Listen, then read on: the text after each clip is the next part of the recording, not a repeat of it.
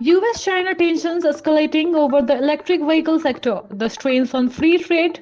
As the rivalry between the United States and China deepens, the electric vehicle sector has become a new flashpoint in the broader battle for economic supremacy and national security.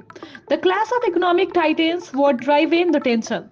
The growing tension between the United States and China over the electric vehicle sector signals a pivotal movement in the global trade relation. At the core of dispute and is Washington increasing reliance on China's technology and resources, which has exposed vulnerability across several key industries. The US has imposed numerous restrictions on China export, with particularly focus on EV components aiming to counter Beijing's dominance in the global supply chain. The US urges that national security concerns ranging from cybersecurity risk to potential espionage warrant such actions. The role of the nation's security is free trade being undermined. The shift in the US policy towards curbing China involving in its supply chain has resignated the debate over the limit of free trade. Washington's action often justified under the umbrella of national security have raised concern about protectionism and potential long-term impact on the global economy. The United States has accused China of engaging in unfair trade practice, including state-backed subsidies that provide unfair advantage to China manufacturers.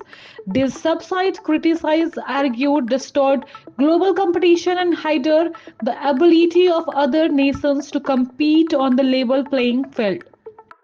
Supply chain security a global imperative.